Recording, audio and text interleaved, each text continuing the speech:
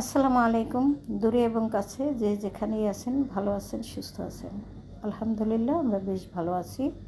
চলে আসলাম নতুন আরও একটি ভিডিও নিয়ে। আশা করছি সম্পূর্ণ ভিডিও দেখলে ভালো লাগবে আপনাদের। এই তো দেখতেই পাচ্ছেন, সকালবেলা নাস্তা করে নিয়েছি। সেখানে ছিল খিচুড়ি, ডিম ভাজা, সেই সাথে আরও বিভিন্ন রকমের ফল ফ্রুট ছিল, সেগুলোও খেয়ে নিয়েছি। তারপরে দুপুরের জন্য রান্না করতে চলে আসলাম। ডাল বসিয়ে দিয়েছিলাম, আগেই ডাল হয়ে গেছে। ভাতটাও বসিয়ে দিয়েছি, ভাতও হয়ে গেছে। এখন হলো ভর্তা বানাবো। তবে এই কাজটা খেতে যেমন মজা, আসলে ঝামেলাও তেমন বেশি। ভর্তা করতে গেলে সেই দিন আর অন্য কোনো কাজ করা যায় না। তবুও মাঝে মধ্যে ভর্তা খেতে ইচ্ছা করে এবং কষ্ট হলেও বানিয়ে নিই। যাই হোক, আজকে ভর্তা ভাত খাবো।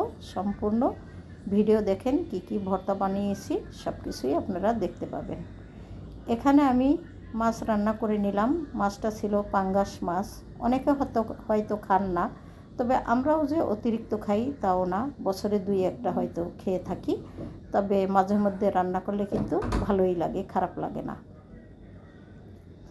পাঙ্গাস মাছ তো ভুনা করলে ভালো লাগে, সেই সাথে আলু বা সবজি দিয়ে একটু ঝোল করে রান্না করলেও কিন্তু মজা হয়।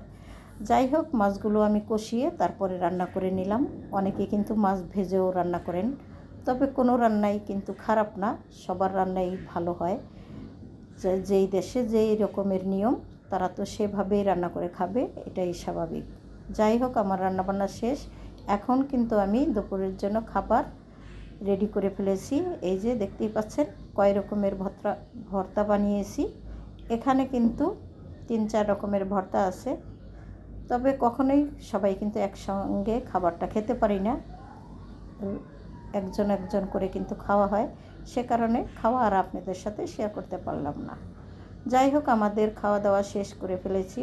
তো বিকেলবেলা এখন এসেছি, কিছু ফল ফ্রুটস আসলে ফ্রিজে ছিল, ফ্রিজে পানি উঠে গিয়েছে কেন যেন, বুঝতে পারলাম না। তো সেই কারণে ফল ফ্রুটসগুলো টেবিলের উপরে রেখে দিয়েছিলাম শুকিয়ে যাওয়ার জন্য। এখন শুকিয়ে গেছে, সেগুলো আবার একটু হালকা করে মুছে ফ্রিজে রেখে দেব এবং পাশাপাশি কিছু কেটে খেয়েও নেব। যাই হোক, মরিচ এনেছিল।